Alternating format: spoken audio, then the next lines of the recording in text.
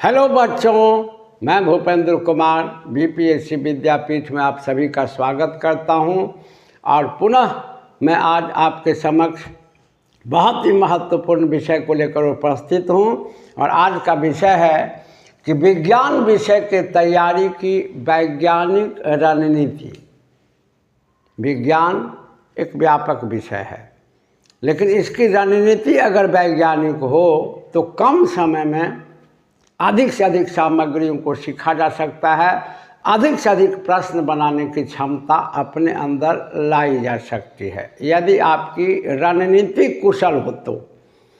देखिए, विज्ञान जैसा कि हम लोग चर्चा करते हैं कि आजकल विज्ञान में दो पक्ष हैं। एक विशुद्ध विज्ञान, प्योर साइंस, और एक तकनीकी। इसीलिए आज के समय में जो साइंस सेक्शन या जनरल साइंस से सेक्शन से जो क्वेश्चन पूछे जाते हैं वो साइंस एंड टेक्नोलॉजी के होते हैं। तो साइंस का मतलब होता है प्योर साइंस, जिसमें 3 विषय आते हैं, बायोलॉजी, केमिस्ट्री एंड फिजिक्स, और इसके बाद टेक्नोलॉजी। तो चलिए आज हम लोग एक एक करके सबकी चर्चा करते हैं। और वैज्ञानिक रणनीति का मतलब होता है कि इस प्रकार से तैयारी करना कि कम से कम समय में मैक्सिमम चीज़ को गेन किया जा सके, शॉर्टकट नहीं। अब जैसे देखिए कि तीनों विषय अपने आप में बड़ा है, और इसमें से किस किस चीज़ को ज़्यादा से ज़्यादा पूछा जाता है, किस किस चीज़ को प्रमुखता दी जाती है, वैसे वैसे टॉपिक्स पर अगर हमारा ध्यान चला गया और उसको अगर हमने सही ढंग से पढ़ लिया तो मैक्सिमम क्वेश्चंस हम बनाएंगे। तो एक एक करके सब चीज़ चर्चा करते हैं। और अपने बिहार में और अन्य प्रतियोगिता परीक्षाओं में भी प्योर साइंस जो 3 हैं उनमें अनडाउटेबली सबसे ज़्यादा क्वेश्चंस बायोलॉजी के रहते हैं। तो हम लोग सबसे पहले ये देखें कि बायोलॉजी में आखिर किस किस टॉपिक को पढ़ लिया जाए ताकि मैक्सिमम क्वेश्चंस हम बना सकें। तो सबसे पहले हम लोग चर्चा करते हैं जीव विज्ञान या बायोलॉजी के बारे में। और जैसा कि हम लोग जानते हैं कि बायोलॉजी 2 भाग में बंट जाता है, जूलॉजी एंड बॉटनी में, लेकिन प्राइमेसी जूलॉजी की ही होती है। तो आखिर किस किस टॉपिक को दोनों मिला करके किस किस टॉपिक को ज़्यादा से ज़्यादा पढ़ें ताकि हमारे मैक्सिमम क्वेश्चंस बने।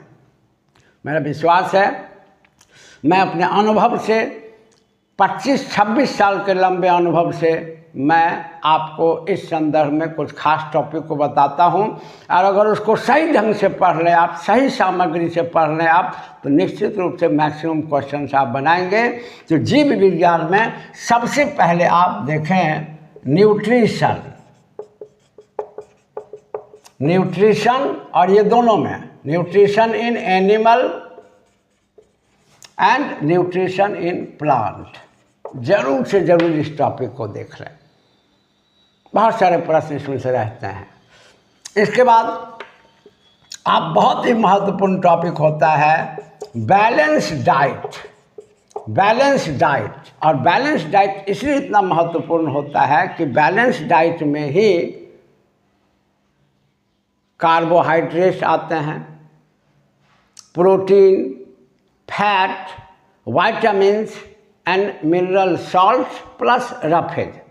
तो आप बराबर प्रतियोगिता परीक्षा में देखेंगे कि कार्बोहाइड्रेट्स और विटामिन्स के बारे में तो निश्चित रूप से क्वेश्चन रहते ही रहते हैं। इसीलिए वैज्ञानिक दृष्टिकोण अपनाते हुए, उचित सामग्री का सिलेक्शन करते हुए बैलेंस डाइट के टॉपिक को जरूर पढ़ लें। इसके बाद बायोलॉजी में जूलॉजी सेक्शन में प्राइमेसी होती है सिस्टम की। तो बायोलॉजी में 3-4 सिस्टम को तो अनिवार्य रूप से ही पढ़ जाएं, जहाँ से मैक्सिमम सवाल हमारे आते हैं, जिनमें एक है डाइजेस्टिव सिस्टम। इसको अनिवार्य रूप से पढ़ जाए। डाइजेस्टिव सिस्टम के बाद रेस्पायरेटरी सिस्टम, जिसको हिंदी में कहते हैं श्वसन तंत्र, इसको कहते हैं पाचन तंत्र। और ये सब बहुत ही महत्वपूर्ण टॉपिक है जिसको बढ़िया से पढ़ जाए। इसके बाद सर्कुलेटरी सर्कुलेटरी सिस्टम, परिवहन तंत्र यानी रक्त परिवहन तंत्र। अब जैसे सिस्टम जब पढ़ें तो ध्यान रखें कि सिस्टम का मतलब कोई एक अंग नहीं होता है।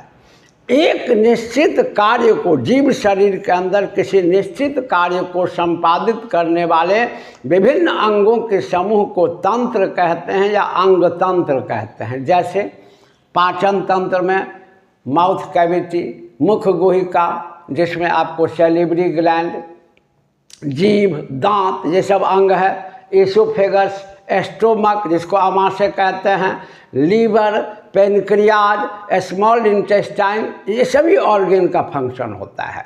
तो सर्कुलेटरी सिस्टम में ब्लड है, इसके बाद ब्लड वेसल्स हैं। ब्लड वेसल्स में आपको आर्टरी एंड वेन्स हैं, और इसी में हार्ट भी आ जाता है जो ब्लड को पंप करता है और ब्लड पूरे बॉडी में सर्कुलेट करता है। तो मैंने यहाँ सिस्टम का नाम लिखा है। तो आप कोई भी सामग्री, जैसा कि आपको बार बार कहा जा रहा है, एनसीईआरटी या बिहार टेक्स्ट बुक से लें और उसके मुख्य सामग्री को पढ़ें जहाँ से डायरेक्टली क्वेश्चन पूछे जाते हैं। तो आप सर्कुलेटरी सिस्टम को देख लें। इसके बाद एक्सक्रीटरी सिस्टम को भी देख लें, जिसमें सबसे मुख्य आपको आता है किडनी के बारे में, उत्सर्जन तंत्र में। और इसके बाद एक टॉपिक आप बायोलॉजी में अवश्य देख लें, coordination and control. Coordination and control, coordination जिस नाम से टॉपिक दिए हुए हैं एनसीईआरटी में या बीटीबीसी में, मैं उसी की चर्चा करता हूँ। मैं प्रतिदिन आपसे ये बात कहता हूँ कि उल जलूल सामग्री या इधर उधर की सामग्री पढ़ने से बेहतर है कि शॉर्टकट ही पढ़ें। जैसे जितना टॉपिक को हम डिस्कस कर दे रहे हैं, अगर आप उसको सही ढंग से पढ़ें तो निश्चित रूप से मैक्सिमम सवाल आपके बनेंगे। और मैं भी इसको पढ़ाता रहता हूं, और अभी जब बैच टीचर की वैकेंसी आ जाएगी तो मैं भी आप इसको क्रैश कोर्स दूंगा, तो वहां भी मैं इन्हीं टॉपिक्स को प्रमुखता से पढ़ाऊंगा ताकि मैक्सिमम क्वेश्चंस हमारे बच्चे बना ले कम समय में। क्योंकि समय 3 महीना का मिलेगा, उसमें ज़्यादा से ज़्यादा कैसे बनाने की एबिलिटी आए। कोऑर्डिनेशन एंड कंट्रोल, देखिए जीव शरीर में, मेनली ह्यूमन बॉडी में 2 तरह का कोऑर्डिनेशन एंड कंट्रोल है, एक केमिकल कंट्रोल और एक Narwal control. Chemical control hormones के द्वारा किए जाते हैं। तो आप देखते हैं बराबर हार्मोन्स के बारे में क्वेश्चंस पूछे जाते हैं।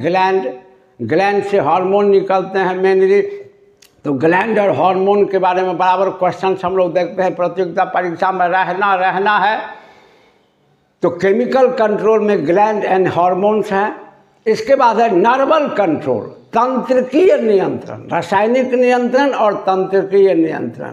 Chemical control and nerval control. और नर्वल कंट्रोल में नर्वस सिस्टम, जिससे सबसे प्राइम क्वेश्चंस ब्रेन से होते हैं, क्योंकि नर्वस सिस्टम का यह सेंट्रल पार्ट है। इसीलिए नर्वस सिस्टम का जो सबसे मेन भाग है सेंट्रल नर्वस सिस्टम, केंद्रीय तंत्रिका तंत्र, उसमें ब्रेन आता है। तो आप कोऑर्डिनेशन एंड कंट्रोल को पढ़ लें। इसके बाद बहुत कम, मैंने एक बार सरसरी निगाह से हल्का देख लें, रिप्रोडक्टिव या रिप्रोडक्टरी सिस्टम को देख लें। और इसके बाद एक बहुत ही महत्वपूर्ण टॉपिक होता है बायोलॉजी में, साइटोलॉजी, कोशिका विज्ञान। जहाँ से मैंने जिन टॉपिक को हमने आपको बता दिया, आप हर बार के प्रश्न को, किसी भी एग्जाम्स में पूछे जाने वाले प्रश्न को देख लें तो देख लें प्रमुखता इन्हीं टॉपिक्स की होती है। तो हमने आपको बताया कि किसी भी चीज़ की वास्तविक तैयारी और वैज्ञानिक तैयारी करने के लिए एक अच्छा खासा अनुभव और एक्सपर्टेंसी, विशेषज्ञता की ज़रूरत होती है। और यह लंबे प्रयास के बाद आता है। क्योंकि लंबे समय से मैं पढ़ाता रहा हूँ बच्चों को, तो मैंने देखा है इन्हीं टॉपिक से मैक्सिमम सवाल आते हैं। आप भी अपनी तैयारी इन्हीं टॉपिक से करें और एकदम हमेशा आज ही से शुरू कर दें। जैसा कि मैंने पिछले वीडियो में मॉडर्न इंडिया के बारे में बताया, आज साइंस के बारे में बता रहा हूँ, अगली वीडियो में ज्योग्राफी के बारे में बताऊँगा। और इन्हीं टॉपिक्स को आप प्रमुखता से पढ़ें और ये भी आधार आप रखें एनसीईआरटी। और जैसे देखिए कि इतना पढ़ने के बाद एक और टॉपिक आप पढ़ लें ज़रूर से ज़रूर, प्लांट मॉर्फोलॉजी, जिसको कहते हैं पादप आकारिकी, प्लांट मॉर्फोलॉजी, पादप के शरीर की बाहरी रचना। और प्लांट मॉर्फोलॉजी अपने आप में एक बड़ा टॉपिक है। इसमें मेनली आपको root, stem, leaf, flowers and fruits, इतनी चीज़ आते हैं प्लांट मॉर्फोलॉजी में। और इनको देख लें। अब जैसे एनसीईआरटी, तो एनसीईआरटी को उठाएं तो आप देखें कि क्लास 6 में, क्लास 7 में, क्लास 8 में और कुछ चीज़ क्लास 10 में, बस इतना जगह। और वो भी चैप्टर वाइज बिखरा हुआ है, क्योंकि एनसीईआरटी किसी एक किताब में किसी चीज़ को नहीं देता। अच्छा, प्लांट मॉर्फोलॉजी ही पढ़ेंगे तो 6, 7, 8 और 10, 9 में इसका कोई मेंशन नहीं किया गया है। तो आप उसमें कौन कौन टॉपिक दिया हुआ, एक बार अपना सिनॉप्सिस बना के उसको एक बार पढ़ जाए तो सारी चीज़ एक ही समय में 2 दिन में आपका पूरा तैयार हो जाएगा। मैं भी ऐसे ही पढ़ाऊँगा अपने बैच में।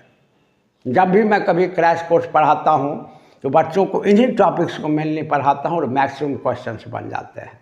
तो बायोलॉजी के सेक्शन में, मीन्स जूलॉजी एंड बॉटनी के सेक्शन में आप अगर इतने टॉपिक्स को सही ढंग से पढ़ लेते हैं तो मेरा 100% विश्वास है कि मैक्सिमम क्वेश्चंस को बनाने के लिए आप में एबिलिटी आ जाएगी। और बायोलॉजी साइंस के एक लंबे सेक्टर को कवर करता है। इसके बाद अपने बिहार की बात करें खास करके, या अनदर एग्जाम्स की बात करें, तो बायोलॉजी के बाद सेकंड पोजीशन पर आता है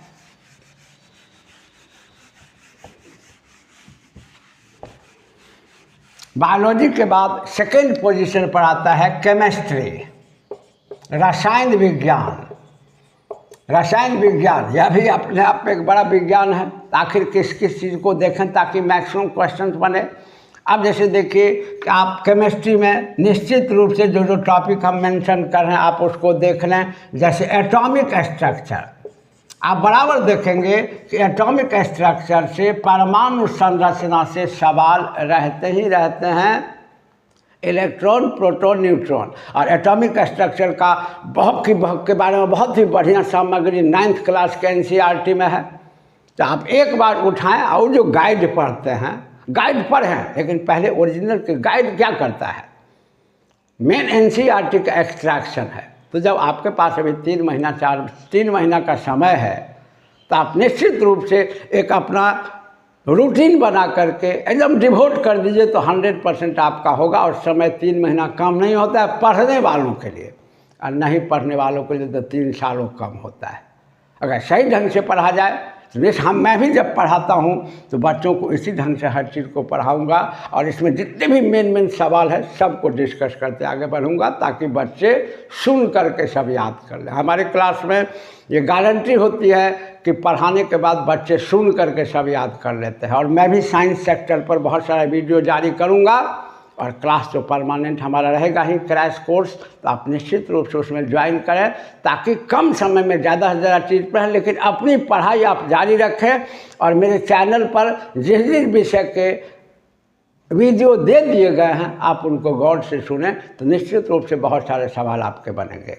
तो केमिस्ट्री में एटॉमिक स्ट्रक्चर को देखें। इसके बाद केमिस्ट्री में एसिड, बेस एंड सॉल्ट, अम्ल, भस्म और लवण को जरूर देख लें। इसके बाद केमिस्ट्री का बड़ा ही बर्निंग टॉपिक होता है, बहुत ही महत्वपूर्ण सवाल आते हैं, मेटल्स एंड नॉन मेटल्स, धातु तथा अधातु के बारे में प्रश्न निश्चित रूप से हर एग्जाम में होते हैं। मेटल्स एंड नॉन मेटल्स के बारे में जरूर देख लें। इसके बाद सॉल्यूशन यानी घोल, जो घोल के विभिन्न प्रकार है, घोल के रूप हैं, ये जरूर से जरूर देख लें। इसके बाद आप एक रेडियो एक्टिविटी, हालांकि रेडियो एक्टिविटी का बहुत विस्तार 10th तक नहीं है, लेकिन कहीं अलग सामग्री से आप रेडियो एक्टिविटी को जरूर देख लें क्योंकि लगभग इससे सवाल आते रहते हैं। और इन सभी चीज़ को केमिस्ट्री में देखने के बाद आप एक चीज़ को जो सबसे ज़्यादा देखें वो है इम्पॉर्टेंट कंपाउंड्स, महत्वपूर्ण यौगिक, और वो कंपाउंड चाहे इनऑर्गेनिक हो या ऑर्गेनिक हो, इनऑर्गेनिक हो या ऑर्गेनिक हो, यानी अकार्बनिक हो। जैसे एक एग्जाम्पल ले लें NaCl, सोडियम क्लोराइड अकार्बनिक यौगिक है, लेकिन आप देख रहे प्रतियोगिता परीक्षा में कितने सारे प्रश्न पूछे जाते हैं। अब जैसे ग्लूकोज C6H12O6, ग्लूकोज एक ऑर्गेनिक कंपाउंड है। तो कंपाउंड जो एवरीडे लाइफ में हम लोग यूज करते हैं, तो निश्चित रूप से डिफरेंट कंपाउंड्स और उसका फार्मूला याद रखेंगे।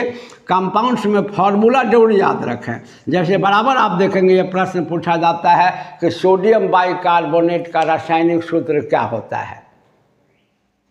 ब्लू विट्रियोल, नीला थोथा का रासायनिक सूत्र क्या होता है।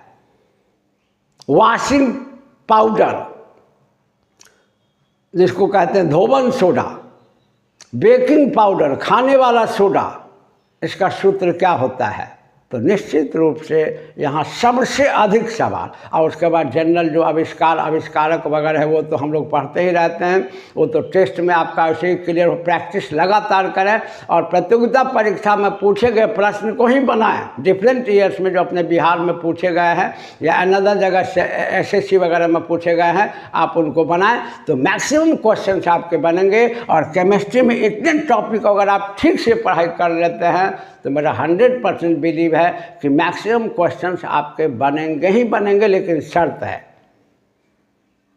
पढ़ाई की सामग्री हमेशा स्तरीय हो, NCERT या BTBC बिहार टेक्स्ट बुक से रिलेट करता हो, उसी सामग्री को पढ़ें। एक्चुअली क्या है कि अब रट्टा मार क्वेश्चन का पैटर्न अब नहीं रहा।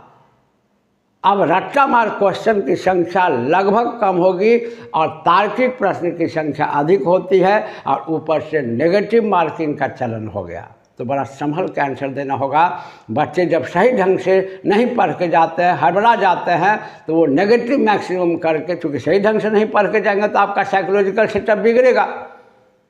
तो पॉजिटिव से ज़्यादा नेगेटिव कर देते हैं, प्लस परिणाम ये होता है कि आने वाला रिजल्ट भी खराब हो जाता है। तो सामग्री हमेशा स्तरीय पढ़ें, NCERT से पढ़ें या BTBC से बेहतर NCERT को पढ़ें, क्योंकि BTBC NCERT पैटर्न पर ही लिखी गई बुक है। वैसे आप BTBC को भी पढ़ें तो कोई हर्ज नहीं है। हम लोग भी जब अपने बैच में पढ़ाते हैं या आगे पढ़ाएंगे तो ऑलवेज NCERT को ही फॉलो करते हैं, जो BTBC जिसका प्रतिरूप है। तो केमिस्ट्री में इतने टॉपिक अगर देख लिया जाए तो निश्चित रूप से आपके मैक्सिमम सवाल बनेंगे। इसके बाद प्योर साइंस में तीसरा आता है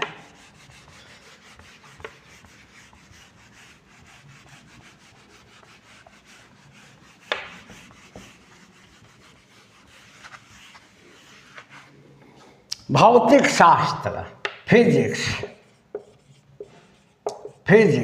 और फिजिक्स में सबसे पहले यूनिट्स को जरूर देख लें, जिसमें जनरली रट्टा मार क्वेश्चन आते हैं। यूनिट्स को जरूर देख लें। फिजिक्स को दो ढंग से देखें। एक बेसिक्स, तो बेसिक्स में आप जैसे स्पीड है, जिसको बच्चे इग्नोर करते हैं, लेकिन जब क्वेश्चन आता है तो हमेशा गलती होती है। और यहाँ सबसे क्वेश्चन आना है क्योंकि इसकी पढ़ाई सिलेबस में होती है। स्पीड है, जैसे वेलोसिटी है, स्पीड है, वेलोसिटी है, आपको एक्सेलरेशन है, ये सब बेसिक फिजिक्स है। इसके बाद आपको जैसे विस्कोसिटी है, जिसको श्यानता कहते हैं, फ्रिक्शन है, जिसको घर्षण कहते हैं, लॉ ऑफ मोशन, जहाँ से सवाल लगभग रहते हैं, आप भी देखते हैं लॉ ऑफ मोशन जो न्यूटन साहब का है, लॉ ऑफ मोशन। इसके बाद आप देखें फ्लोटेशन, प्लवन, यहाँ से सवाल रहना ही रहना है। ये सब जनरल फिजिक्स का टॉपिक है। और इसके बाद एक होता है फ्लूइड मैकेनिक्स,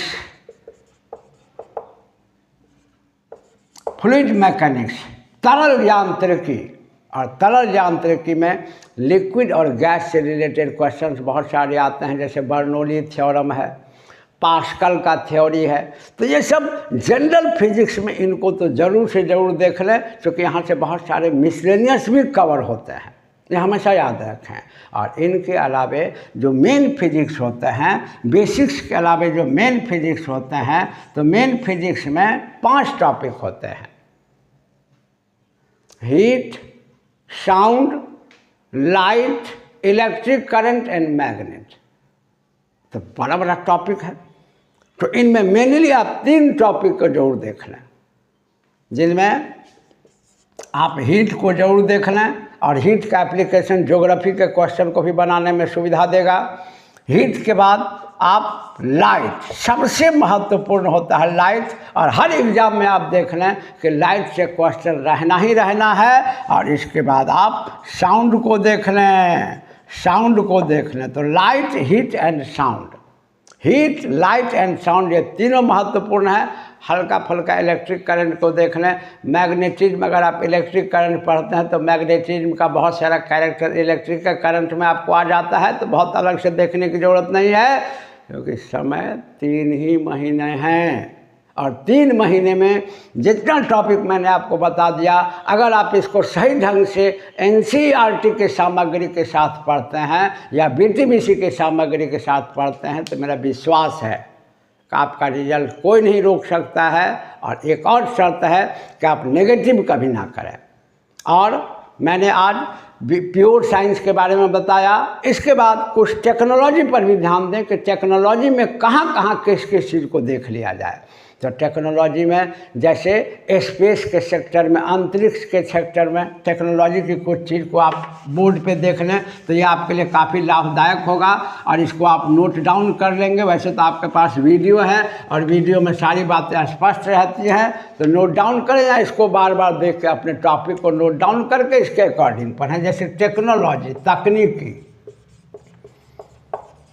टेक्नोलॉजी, तो टेक्नोलॉजी में स्पेस, तो स्पेस के सेक्टर में, अंतरिक्ष के सेक्टर में जैसे कोई उपग्रह छोड़ा गया भारत सरकार द्वारा, विश्व के किसी कंट्री द्वारा, तो बहुत सारे सवाल उससे आते हैं। ये करंट में भी काम करेगा और टेक्नोलॉजी के सेक्टर में भी काम करेगा। डिफेंस के सेक्टर में, डिफेंस के सेक्टर में जैसे रक्षा के सेक्टर में, भारत सरकार के डिफेंस के सेक्टर में जैसे सरकार ने कोई अगर नया अस्त्र शस्त्र बनाया है, कोई नया अनुसंधान हुआ है डिफेंस के सेक्टर में, या किसी कंट्री से डिफेंस के सेक्टर में कोई समझौता हुआ है, या कोई दूसरा कंट्री डिफेंस के सेक्टर में कोई बड़ा अचीवमेंट लिया है, तो इसको ज़रूर से ज़रूर देख लें डिफेंस के सेक्टर में। इसमें एक और है, इससे अलग करके आपको बता दें, एटॉमिक एनर्जी। ऐसा करें कि आप एक टॉपिक बहुत ही महत्वपूर्ण एनसीईआरटी में होता है, एनर्जी, जहाँ से सवाल लगभग आते हैं, आजकल खूब आते हैं एनर्जी, जिनमें 2 भाग होता है।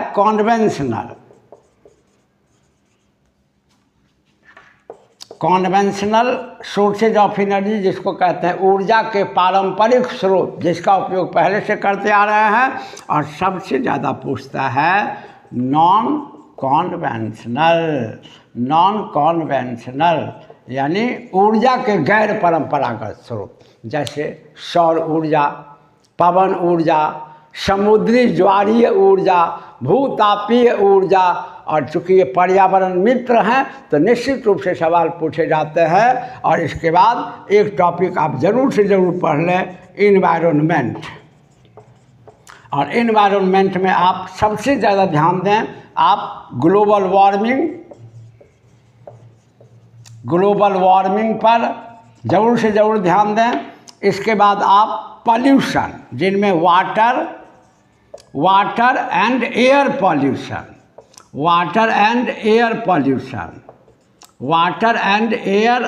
पॉल्यूशन है ना। सॉइल पॉल्यूशन भी है, लेकिन एनसीईआरटी में उतना बड़ा इसका एक्सपेंशन नहीं है। और मेरा मानना है ये सब एनसीईआरटी से पढ़ें। और एक टॉपिक और पढ़ लें, बायोडाइवर्सिटी। और इसको सरसरी निगाह के बहुत गहराई में नहीं पढ़ें, जितना एनसीईआरटी दिया है उसका मेन पॉइंट जब भी पढ़ें तो कॉपी कलम लेकर जरूर बैठें। और मेन पॉइंट को कॉन्सेप्ट में लाने के बाद, वैसे ठीक सीधे नहीं लिख लें, समझ जाए कि वो क्या कह रहा है, क्योंकि जब उसको घुमाएगा तो आपसे क्वेश्चन बन जाए।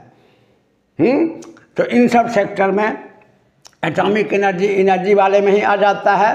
तो space, defence, energy, environment and biodiversity. अगर टेक्नोलॉजी, हाँ, और एक चीज़ और, मेडिसिन या चिकित्सा, ठीक है, या आप मेडिसिन के सेक्टर में जो कोई नया या आप ये थेरेपी के सेक्टर में कोई नया अगर आपको रिसर्च हो रहा है तो आप उसको पढ़ लें। और इतना अगर आप टेक्नोलॉजी के सेक्टर में पढ़ लेंगे, एक एक पॉइंट को अगर आप पढ़ लेंगे, और बिल्कुल बार बार इस बात को कहा जा रहा है कि जब भी पढ़े तो जो टॉपिक हमने लिख दिया सब NCERT में है, और आप उसको वहाँ से उठाएं, एक बार बढ़िया से अध्ययन करें। आपके पास काफ़ी टाइम, आप एक दिन में 3-4 टॉपिक को निकाल सकते हैं। अभी आपका काम क्या है? केवल तैयारी करना। और हम जब अपना बैच देंगे तो हम भी डिवोशन के साथ पढ़ाएंगे, और आप अगर अपने ढंग से भी इसको पढ़ते रहे और हमारी पढ़ाई आपको मिल गई तो निश्चित रूप से सफलता मिलेगी, इतना मेरा पूरा विश्वास है। और मेरे चैनल को सब्सक्राइब ज़रूर कर लें ताकि आगे से वीडियो आपको उपयोगी मिलता रहे, और इसको लाइक और शेयर ज़रूर करें। खासकर वैसे बच्चों को ज़रूर शेयर करें जिनको अभी तक इनके बारे में सब जानकारी नहीं है। और फिर इसी प्रकार की उपयोगी सामग्री को लेकर फिर उपस्थित होऊंगा। तब तक के लिए धन्यवाद।